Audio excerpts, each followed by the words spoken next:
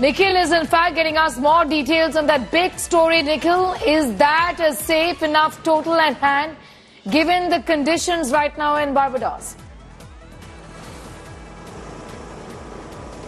Well, Sneha, I'd have to say I'm sitting on the fence on this one. It does seem to be just about a par total here. 176. If you look at this entire tournament, it may give Indian fans a lot of hope, a lot of happiness, because this is clearly above par if you look at the tournament. But I'm afraid this pitch that is being used for the final is known to produce a lot of runs. It's a good batting wicket to bat on. If you were to ask me before India came out to bat, what would be a good total, what would be a total they'd be very confident with, I would have gone in upwards of 185. 200 they would have felt very comfortable, but anything over 185 would be also a comfortable situation that would have put a lot of pressure on the opposition batters in South Africa. 176, if I was to sum it up in one word, I'd say par. Par at best. This is a par total, which means you're still sitting on a 50% game right now. South Africa have an equal amount of chance of chasing this down as much as India have a chance of defending this total. So overall, I think if you would ask what would be an ideal scenario, then I would have said another 10-15 runs India would have needed. But under the circumstances, I think with the way the Indian team started, you were 34 for 3. From there on, even 150, 160 looked a bit dicey. From there on to get to 170, I think you'd be happy. But the one thing that we did see, I mean, my camera was just going to tilt over. That's how windy and breezy it is at the moment. I wonder whether these kind of conditions are going to play any role once the Indian fast bowlers come out. But the one thing I think the Indian team will take some heart from is the fact that their bowling unit in this tournament so far has been outstanding. So even while I'm saying 176 seems like a par total, I think it is going to be tough for any team to chase down a par total against this Indian bowling lineup, because that's how good they've been. I mean, I'll go so far as to say that probably the best bowling lineup that India has got. So 4 overs of Jasprit Bumrah, 4 overs of Kuldeep Yadav. I think these are going to be key. It is a possibility that your rest of your bowlers can be a little expensive on the day, primarily for 2 reasons. One, because South Africa have a very good batting lineup, and secondly, because this is a good pitch to bat on. So put those 2 things together, I think the batters will also get a lot of runs here. But then the X factor for India, as I said, 2 things. Jasprit Bumrah's 4 over, Kuldeep Yadav's 4 overs, those aren't going to be easy. If you had to push me to pick a winner, I'd say it's always the team that's batted, that's put runs on the board in a big final, usually tends to have a better chance of winning. So if you were to ask me in terms of ratio, I may go to 52-48 in India's favour, but just that marginal edge to India after they've finished batting here.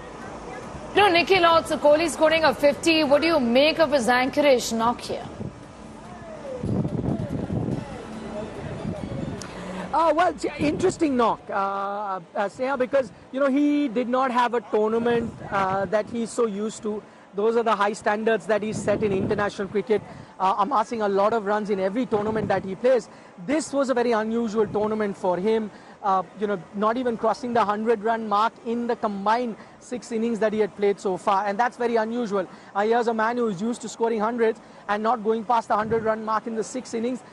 That's the position that Virat Kohli has not found himself previously. So he was in that situation. Wasn't going to be easy. The big final, pressure on him. But one thing about Kohli, no matter his form, when it comes to big occasions, when it comes to big finals, he always steps up. It was an interesting inning. I say that because to begin with, he saw his mates or batters at the other end falling. So 34 for 3. It's in a tough situation, precarious situation that the Indian team finds itself in. Up until now in this tournament, he was taking the aggressive route. He was trying to be overtly aggressive against bowlers because that's the template that the Indian team wanted to bat in. But this time with 34 for 3, he changed. He changed gears. He changed his template and came back to that old school style of batting where he then negotiated the bowlers, played runner ball cricket, almost percentage cricket. But after he got to his 50, that's when he changed gears and then collected a few boundaries. He started off well. 3 boundaries in the first over, but from there on it was a runner ball kind of a consolidation inning that Virat Kohli played. But then towards the end, once he went past his 50, we saw the aggressive Virat Kohli reaching a strike rate of 128, almost touching 130, which I think became the foundation He became the anchor for the Indian team, around which the rest of the batters batted. And no amount of praise is going to be less for someone like an Axar Patel. He is in this team primarily as a bowler. That's his role. But then he's sometime expected to get runs lower down the order. Today, pushed higher up in the batting order, comes down after India has lost 3 wickets, even though you've got more established batters in Hardik Pandya, Ravindra Jadeja, Shivam Dube in the wings. But the Indian team decided to send Axar Patel, and I think that was a master stroke. I was personally pretty happy to see Axar, because if you've been following the IPL, you know this is a role he sometimes performs for his franchise. He plays for the Delhi team, and on a lot of occasions he's sent up to bat at number 4, and he's got you those 50s and 60s, crucial ones at that, playing in the IPL. And I think that must have been in the minds of the Indian think tank. They decided to send him, and I think he then became the catalyst for the Indian team to go to a par total. Is 47 at 150 strike rate, outstanding knock on the occasion. Even Shivam Dube, questions were asked of him, and then he was sent in a tough situation. All you expected out of him was to throw his bat at the ball, and that's exactly what he does with his 27 at almost 180, 190 strike rate, which was the need of the hour, which has then taken India to a par total. I think what's going to be crucial from here on, as I said, still an even Stevens game for me, but I think the first 6 overs, the power play is going to tell us where this game goes. If South Africa have a blistering start, then I think this game will go down to the wire. But if India can get a few quick South African wickets, if they can get South Africa 3 down in the power play just as India were, then I think it's going to be an uphill task for the South African team. And then I don't see them overhauling the 176 that India has set. So interesting to watch the first 6 overs. That's going to tell us where this game is going to go. All right, Nikhil, I'm going to thank you for the moment for joining us.